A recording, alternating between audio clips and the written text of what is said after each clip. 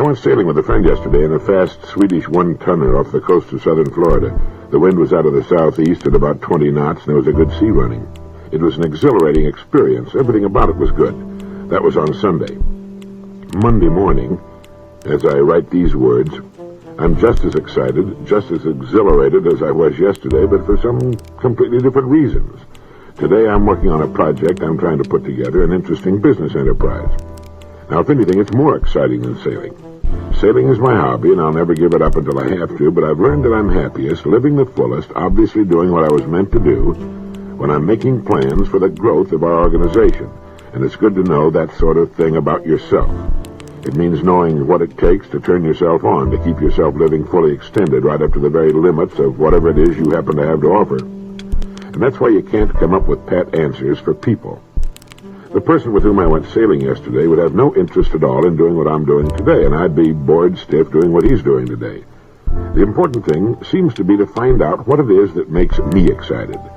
There's still time to enjoy sailing or golf or tennis or skiing or flying or whatever happens to interest you as a hobby. An oil magnate friend of mine finds his fun and relaxation playing backgammon. For another person, it's taking the family camping. All good, all fine. But what about when the fun is over, when you come back home and all of a sudden it's Monday morning and the alarm clock is ringing? Now there's the moment of truth for every human being in our society. Now, I'm not saying that the transition from deep, comfortable sleep to the waking state on a Monday morning is going to be a time for celebration. That is a relatively difficult time for any living creature, but after the coffee and the shower comes the moment of truth. What then? Is it interesting? Is it a challenge to the mind and talents? Well, I think it's great when it is, but I don't think it is for most people. I don't think it can be that way all the time for any person. There are times when we're between excitements, when the old excitement is run down and the new one hasn't been fashioned yet. But fashioning excitements is, or seems to be, the one thing a human being can do which keeps things lively and interesting. Sometimes I think I could be perfectly happy for the rest of my life if I could just sail the world forever, sailing from one place to another, the South Pacific, the Western Pacific, New Zealand, Australia, the Indian Ocean, Africa, Europe, on and on, waking each morning to the sea and the air, looking forward to the next port, and after staying in it a while, looking for the sea again. But I know it wouldn't work that way. After the sea for a while, we long for the land. After too many crowds, we long for solitude. After solitude, we want people. There's a charter boat skipper in the United States Virgin Islands who will tell you as you sit over drinks in the evening that as soon as he can get enough money together, he's going to sell his boat and go back to the farm, where he intends to spend the rest of his life. Now, there must be millions of men who would imagine that chartering your own sailboat in the Virgin Islands, sailing from one lovely tropical island to another, living on the blue sea in ideal weather year after year, would be about as close to heaven as a human being can make it and still keep vertical with both feet on Mother Earth. But the man with the boat wants the farm. He wants the farm now. After he's back on the farm for a few months or a year or so, he's going to wonder why he sold that sailboat and left the Virgin Islands. He's still in the drifting and looking state, as are millions, looking for the ideal, for utopia. He hasn't found what turns him on and gets him excited, even on a Monday morning. He dreams of an ideal farm, and there isn't such a thing. While perhaps some farmer dreams of sailing the blue waters of the Virgins and the Grenadines. Both are missing the fun and opportunity of the present, while they dream of a vague future for which they are neither qualified nor likely to enjoy for long. The farmer should be enjoying the farm, and the charter boat skipper should be enjoying the Virgin Islands, and the chances are neither one of them is really applying his imagination to what he's doing.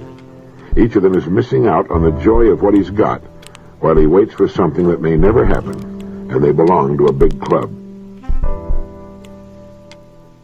Sometime back in the Hillsdale College leadership letter, a good section of it was devoted to the 7 marks of a good man. I found them interesting. Here's the chance for a wife to see how her husband does and a man to quickly assess himself. The 7 marks of a good man. Number 1, a good man has worthy goals. As Seneca put it, when a man doesn't know what harbor he's making for, no wind is the right wind. Goals are vital, and as Donald Laird has pointed out, the greatest airline or railroad is still to be operated. The greatest automobile is still to be designed. The greatest scientific discoveries are still to be made. The greatest of everything is still in the future. So there are plenty of worthy goals to shoot for, in addition to personal goals. A good man has worthy goals. 2, the good man believes that certain values are important. He has values and upholds them. They give order and balance and meaning to his life, and he makes adjustments to life's problems in terms of his values. They're to him a checklist of priorities against which he weighs his decisions. 3, the good man has a satisfying self-image. It's one of relative security, confidence, encouragement, and contentment. An image of self-approval is a healthy thing. Approval by others is important, but in the last analysis, it matters less than self-approval. 4, the good man has inner resources. He has the courage to stand for his convictions. He's more concerned about being right than about personal achievement, advancement, or social popularity. He has no price. He will not sell out. As Roger Babson put it, there is a greater demand for people of character today than at any time in history. Industry, intelligence, imagination, and persistence are great gold mines, and it's still true. 5, the good man works productively. All work and no play is not good. Our bodies and our minds need rest, relaxation, and recreation. Some leisure time is needed by everyone. But work is also essential. It makes an outstanding contribution to good health, both physical and mental. The opportunity to work is a privilege. The ability to work is priceless. 6, the good man serves willingly. If he's at all smart, he knows that his rewards can only be in proportion to his service. But it goes deeper than that. It's like that of the boy who gave blood to save the life of a 12-year-old girl with leukemia. She needed a transfusion, but her rare type of blood made it difficult to locate a donor. Finally, a boy was found who had the same type. And though badly frightened at the prospect, he agreed to give his blood. At the hospital, he stretched out on the table, shut his eyes, and set his teeth, but said nothing. A nurse, concerned by his pale face and frightened appearance, said to him, "Johnny, are you all right?" "Yes," was the reply, but... "Well, but what?" asked the nurse. "When do I die?" responded the boy. For a moment, the nurse was perplexed. Then she said, "You mean that you thought you would have to die to save this little girl?" "Yes," was the response. And number 7, the good man enjoys the success of others. Being successful himself, he enjoys seeing others successful and succeed and helps them where he can. Well, how did you do on the list of the 7 marks of a good human being? Probably a lot better than you at first imagined. I had lunch the other day with the vice president and international sales director of a large, well-known American company. As usual, we got on the subject of communications, and he told me an interesting story. For years, he's been sending a weekly letter to every man in his company's 300-man sales force. Not long ago, he fell to wondering how many of the men actually read this weekly letter. So in the 3rd paragraph of one of the letters, he included this statement: "If you will initial this letter and return it to me, I'll send you $5. It cost his company $25. 5 out of the 300 were reading the letters. Well, it so happens that the weekly letters and the weekly paychecks to the men are mailed on the same day, but in different envelopes. The pay envelope is a different size and color. So one week, they put the paychecks in the envelopes with the weekly letter. The following Monday morning, there was a company-wide crisis. The switchboard was jammed with calls from the stalwarts of the sales force complaining that they had not received their paychecks. When they were told that the checks had been put in the envelope with the weekly letter, there was nothing but unbroken silence on the line, as the men tried to remember where they had thrown away the company newsletter. So much for the effectiveness of in-company communications. In my opinion, there were 3 mistakes made. 1, the letters were undoubtedly poorly and uninterestingly written. The kindest thing a person can do with most in-company letters, house organs, bulletins, and so forth is quietly drop them into the wastebasket. Often as not, the job of writing these letters is given to a person amazingly unqualified to handle them. If you want someone to read your letters, you have to earn his attention and loyalty by making the letters really interesting, with meat and excitement and maybe some good humor in them. Each letter, when it arrives, should be looked forward to with genuine interest. Now, this means that the person in charge of this important job must be qualified and talented. Unless the people are somehow changed and improved by your in-company communications, save your money and stop it. So much for reason number 1. 2, an unbroken weekly barrage of almost anything tends to become tiresome. Find some way of changing what you're doing in this area. Make it bigger one week, or smaller, or a different color, or a different form, or with different and interesting pictures. Find some way to fight monotony. And 3, printed communications are never as effective as audio communications. Most people don't like to read. In fact, most people still read at about the 6th grade level, about 200 to 300 words a minute. This doesn't mean they stop their education at the 6th grade. It just means that when we master anything, we tend to leave it right there. We seldom try to improve. Records or tapes are much more effective and will be heard by the entire family. By sharing Dad's company communications, members of the family are drawn more closely together behind him, his problems, goals, and so on. And in this form, again, provided they're interesting and genuinely helpful, the communication will be listened to more than once. Good in-company communications are extremely important. In fact, communications today is the name of the game. And good in-company communications will improve production, sales, morale, and profits. Here's something interesting written by Dorothy Van Doren. She reminds us that when someone asked St. Francis while he was working in his garden what he would do if he were suddenly to learn that he would die at sunset that day, he replied, "I would finish hoeing my garden." That line, she writes, seems to me an answer to all the troubled young people these days who are beginning life in a world that appears to hold no security for them or for anyone young or old. Why should they bother to go to college when the atom war may be just around the corner? Why should a young wife have a baby when the ceiling may collapse on his crib? Why should one paint a picture or write a song or begin a novel? We can't be sure of anything, these young people say, not now or next year or the year after that. Why should we try to make a life for ourselves, they ask. Why should we go to classes or take examinations or get married or look for an apartment or try for a job? Next spring or some spring too frighteningly near, it may all go, the life we've all begun. Our world is in deadly peril. We've lost the promise of tomorrow. Well, St. Francis put the answer in a simple metaphor. Go on hoeing your garden. The task is still there, the house to build, the book to write, the examination to prepare for. If the future looks dark, so did it in every age of the past. And however dark it seems today, however dark it is, we'll meet life better if we fulfill the present to the best of our ability. Today is still ours, along with the obligation to live it to the full. As St. Francis said, we must go on hoeing our garden. What makes that kind of thinking important is that the tomorrow that may never come has a way of coming around anyway. We naturally admire and respect the kind of people who can continue on with what needs to be done in the face of crisis, and those who take a calm look at life and the future. It's like the story of the very old man who was planting a small tree in his garden. The neighbor called over to him and said, "What are you planting that tree for, old man? You'll never live to see it grow up." The old man replied, "You've got to plan on living forever or dying tomorrow."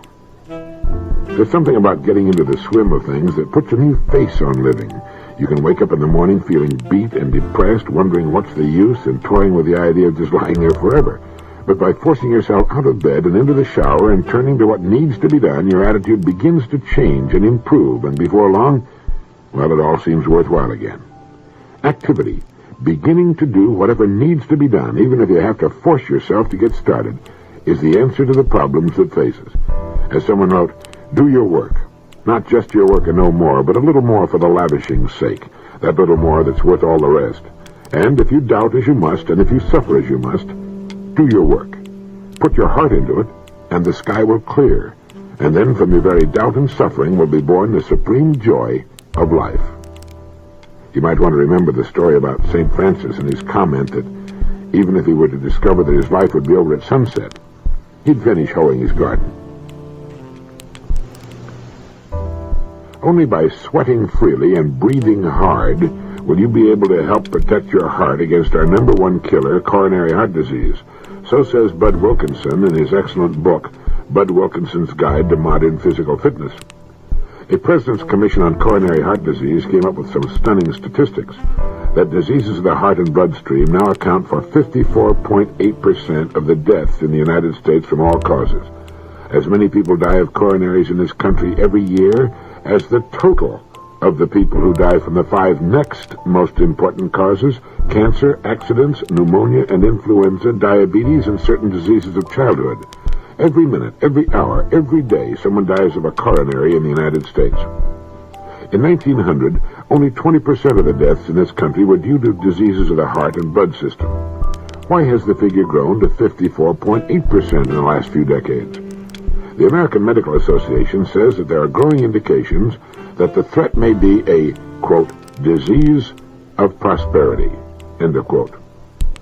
I agree with both statements completely, says Bud Wilkinson. In a very real sense, we're giving ourselves coronaries. We're doing it by trying to create a society that takes the sweat and strain out of living, and we are succeeding to an alarming degree. With any luck, you can go for weeks at a time without drawing a deep breath or raising your pulse rate a beat a minute. You learn to avoid stairs as though they were minefields. You trim your lawn with a power mower that can be converted in the winter to blow snow off your sidewalk. If you're a real status seeker, you have a power mower you can ride. If the hedge needs clipping, you can get an electric appliance to do the job. The examples go on and on endlessly. Electric knives, electric shoe shiners, toothbrushes, even electric cocktail shakers. Sweat is disappearing so rapidly in the United States that the multi-million-dollar deodorant industry may be getting uneasy. Everything has been automated except the human body itself. And there's the rub. We still have bodies that need to be used. We have bodies that have evolved during the centuries of man's presence on Earth into magnificent machines for survival. Putting the matter very simply, the human body is not designed for indolence. It's designed to sweat. The more it labors, the better it gets. In time, say a few 100,000 years, the forces of natural selection may modify the body so that it's suited for leisure, but for now, we're stuck with the old-fashioned model. We're walking around in warriors' bodies. We're equipped to march with Caesar, but there's no place to go but the corner drugstore, and we drive there. Your heart is a pump made of muscle. When it doesn't have enough work to do, it gets softer and less efficient, just as your biceps get soft when you have no loads to lift. The loafer's heart, as it's been called, cannot move as much blood with a single beat as a well-conditioned heart. The more active you are, the less likely a heart attack. Exercise can often reduce the levels of several key factors: high level of blood fats, overweight, high blood pressure, and emotional tension. And here are 9 rules for success that I like. See what you think of. 1. Never lose your capacity for enthusiasm. When that's gone, nothing else matters. 2. Never lose your capacity for indignation. 3. Don't judge people or type them too quickly. Never assume that a person is bad. Assume that at best he's good, and at worst he belongs in that gray area between good and bad. 4. Never be impressed by wealth alone or thrown by poverty. The rules for great wealth do not necessarily include becoming a well-rounded, interesting, or even intelligent person. While you will frequently find all these qualities in a wealthy person, the only absolute rules for great wealth are A. Make wealth your major goal in life, and B. Persist undeviatingly until the goal is reached. As for poverty, there's not a family on earth whose ancestors did not at one time live in poverty. Poverty today does not necessarily indicate poverty tomorrow. 5. If you can't be generous when it's hard, you won't be able to be generous when it's easy. 6. The greatest builder of confidence is the ability to do something, almost anything, well. 7. When that confidence comes, strive for humility. 8. The way to become truly useful is to seek the best that other brains have to offer. What one person can think of, another person can build. Use the brains of others to supplement your own, or you're very probably not going to make it. And then be prepared to give credit when credit is due. As long as no one cares who gets the credit, opportunity is always present.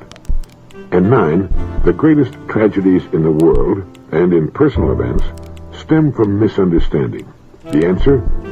Communicate. I play golf occasionally with a great person who controls a vast, worldwide industrial empire. He told me about a time when working for a large government contract, a government negotiator said something that indicated that my friend was a crook. He was so enraged by the comment that he turned white as a ghost and sat very quiet for a long time before he could get himself under control. Later that night in his hotel room, he received a telephone call from the man who had insulted him. The government man said, "I noticed you seem to get very angry at something I said today, and it's been bothering me ever since. What did I say that rubbed you the wrong way?" Well, when my friend told him, he was amazed. "I didn't mean that the way you took it," he said, and went on to explain. It was simply a matter of crossed communications. And this happens often with all of us, with our families and our business associates. If we'll just keep cool, swallow the angry words, and wait a while, the matter will usually clear up. Anyway, 9 rules for success. Never lose your enthusiasm. Never lose your capacity for indignation. Don't judge people or type them too quickly. Never be impressed by wealth alone or thrown by poverty. If you can't be generous when it's hard, you won't be when it's easy. The greatest builder of confidence is the ability to do something, anything, well. When confidence comes, strive for humility. Use the brains of others and give credit when you do, and communicate. How did you score? And incidentally, have you checked your AQ lately? I ran across a most interesting article in Pace magazine some time back devoted to the AQ, which stands for Aspiration Quotient. In short, how are your aspirations? You don't have to concern yourself with this if you're 1, dreaming the possible dream, 2, fighting the beatable foe, or 3, running for mayor of New York City. Your reach should always exceed your present grasp, or you've stopped growing. As Jacqueline Grennan put it, one has to have the kind of security to be insecure if one wants to gamble for the great end. And as John Ciardi once put it, an ulcered gentleman is an unkissed imagination taking its revenge for having been jilted. We find ourselves with a perfectly natural and wonderful daydream that keeps coming back to haunt our idle moments, and instead of going after that daydream, we keep pushing it back until it turns into an ulcer to punish us. Hell hath no fury like an aspiration scorned too long. The test of an aspiration is to ask yourself, is it a worthy thing I'm dreaming of doing or having? Is it good? Will I hurt anyone by bringing this beautiful idea from its dream state into a state of reality? If not, then charge. Fulfill that aspiration and let yourself relax for a while until a new aspiration begins to tug at the coattails of your mind. This is the way to keep things interesting, to make waves, to fight boredom and ennui. If you're without aspirations of any kind, you're probably one of the following. 1, a holy man. 2, enormously rich. 3, a well-adjusted person. Or 4, you're in a rut. Or perhaps you're one of those unfortunate persons who doesn't know that the ground that lies between you and your aspiration can usually be crossed. The trouble with most people when it comes to sprinting for an aspiration seems to lie in their reluctance to haul themselves up out of the old well-worn groove and take off across new exposed ground. But as the old saw has it, you can't very well get to second base and still keep one foot on first. You need the kind of security, inner security, to risk insecurity. If you lack that, well, then I guess you've got to settle for the status quo. But whatever your reactions happen to be, it's good to check one's aspirations from time to time, haul out the old want list, and see how many items you can check off since the last time you looked at it, or if you still want the same things. You've got to be careful. The years tend to do the same thing to our habits that they do to a piece of exposed machinery, which is to rust and fuse them until what were once moving parts don't move anymore. We tend to settle for minimums, except for occasional flashes of bigger and better aspirations, which don't last and which therefore go unrealized. We tend to play it ridiculously safe. Sometimes you get the feeling that people think they're going to live forever. So how's your AQ, your aspiration quotient? Remember what John Ciardi said. An ulcer, gentlemen, is an unkissed imagination taking its revenge for having been jilted. We don't want that to happen, do we? It was reported in the magazine Office Administration that despite all the literature that's been written about motivating employees, there still remain only 2 basic things which you can do to spur better performance, to make a worker a willing worker. 1, you can allow your people to tackle as much and more than they can handle. Most people don't really begin to click until they're under some pressure. Good ideas, a better way to do things, are not the result of a mind working at half speed. Further, people are happier with a full workload. They have more to be happy about, and the day flies by. 2, employees must be given the freedom to make mistakes. A subordinate can win some and lose some. If a wild idea hits the mark, all to the good. If it's a bomb, it's important for you to be solidly behind him. A good manager constantly asks himself this question about each employee. What can I do to make it easier for him to work harder? I agree that those 2 points are important, but I don't agree that they're the only factors involved in helping workers to be willing and conscientious workers. Incidentally, Jacob Jacoby reported in Personnel Journal that the old theory that work music improves employee morale and consequently productivity has little evidence to support it. Recent studies show employees most certainly do enjoy the music, but there is not much to indicate that this enjoyment results in greater productivity. Music, according to a survey of those who listen to it, is more likely to affect quality of work than quantity. Thus, like other morale factors, it may contribute indirectly to productivity by reducing absenteeism, for example. It might also result in less employee turnover. I think music is an excellent idea, if for no other reason that the employees like it. Music makes work more pleasant, and I think it tends to reduce tensions, which can result in poor customer relations and bickering among employees. I have no documentary evidence to support this theory, it's just a personal opinion. But getting back to the two main points made earlier, it's true that people don't really begin to click until they're under some pressure. That's the right kind of pressure, the kind that brings out the best in them, not the kind that causes worry or fear. Just come up with a big job to be done and watch how people pitch in and how they enjoy it. We all do. People love to work when the work is recognized, and they're recognized for doing it. And when an employee makes a mistake, and it's an honest mistake, he should get encouragement rather than criticism. People who don't make mistakes aren't trying enough. They're not innovating enough. There are some jobs where you don't want this, like packing parachutes or working on precision parts, but for most jobs, a mistake now and then is a healthy sign. Two main points in helping people be happier on the job. One, allow them to tackle as much as they can handle. People are happiest when they're busiest. And two, give them freedom to make mistakes. You know, visionaries see a day in the future when man will no longer work at all. If that day ever comes, I believe we will have had it. As the Christophers pointed out in one of their excellent little news notes, man is meant to work. Because of his very nature, each person must find a creative, constructive outlet for his talents and energies. The great artist Leonardo da Vinci put it well when he said, "Iron rusts from disuse, stagnant water loses its purity, and in cold weather becomes frozen. Even so does inaction sap the vigors of the mind." We need work with a purpose. To dig holes just to fill them up again is frustrating, but to work toward a goal for others is meaningful. Nothing enriches a person as does work well done, yet people will go to any lengths to avoid the very work that would give meaning to their lives.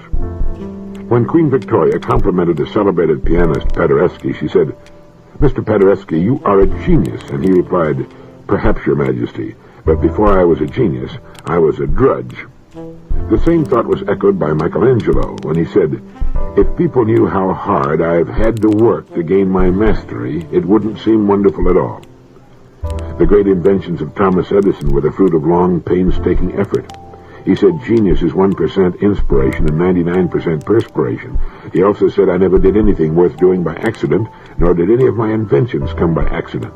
They came by work." Work is actually a remedy. A century ago, Thomas Carlyle said work is the grand cure for all the maladies that ever beset mankind. Honest work, which you intend getting done. A survey in London of typists who frequently changed jobs found that they became bored and dissatisfied because they did not have enough work to do. A woman will complain about how overworked she is and enjoy every minute of it. In fact, she'll quit if she doesn't have enough work to do. And the kindest thing parents can do for their children is to teach them to work while they're still young.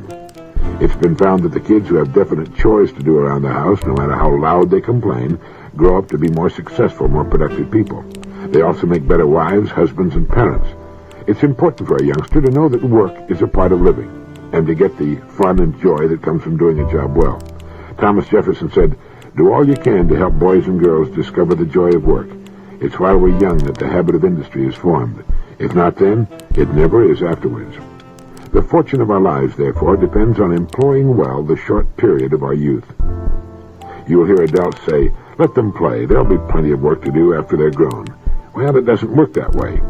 They can still have plenty of time for play and learn to help out a little around the house, too, or hold down a summer job. We don't always like the idea of going to work, but we'd be miserable without it. General Doolittle once said that the prime reason that nations and cultures have died is that the people have become soft and lazy. They've quit work when they've reached the top of the heap. They've endeavored to rest on their laurels. I heard something interesting the other day at lunch. It seems that a friend of mine has a very shrewish wife. For many years he had led a dog's life because of her constant badgering. He would no sooner get home in the evening, but she'd find work for him to do. On the occasion of a recent physical examination, his doctor told him he looked run down and appeared to be suffering from a mild case of exhaustion, depression, and so on. The man explained that his wife was running him ragged. The doctor thought a moment and then asked the man if he'd mind if he had a chat with his wife. The man said, "No, of course not."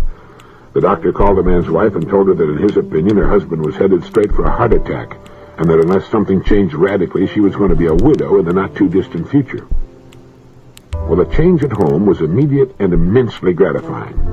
The woman obviously saw her husband in a completely new light.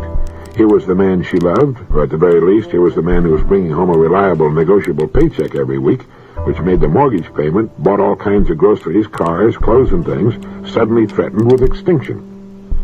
Now when he comes home at night, it's as though he's an honored guest. He's treated as though his pockets are stuffed with vials of nitroglycerin, and all is well again in his household. Well, one of the fellows at lunch commented that this was possibly the creative idea of the year. He was going to get his doctor to call his wife and tell her the same story. Someone else said that this is an excellent way to find out what your wife really thinks of you. If she jumps out from behind doors shouting boo, or gives you heavy loads to carry upstairs to the attic, you can come to one conclusion, whereas if she treats you with sudden loving kindness, you can come to another. So it started an interesting conversation, and finally the point was made that if any of us knew that the days of a loved one were numbered, we would treat that person with more love and consideration. The point was then made that we do know that the days of our loved ones are numbered. We just don't know what the number is. So it might be a good idea to think of this once in a while. So much for that. Here's something of interest I found. It's from a speech by James H. Binns, president of the Armstrong Cork Company. He said, if the United States were to equal the accomplishments of Russia, it would have to rip up 14 of every 15 miles of its paved highways, abandon 60% of its steel-making capacity, destroy 2 out of every 3 miles of its railroads, and 7 out of 10 of its homes, junk 19 out of every 20 cars and trucks, and slice away 3/4 of its average paychecks. Something to think about, isn't it? And if the same definition of poverty that some have adopted as a political philosophy were applied to the people of Great Britain, 75% of all the British people would be classified as poor.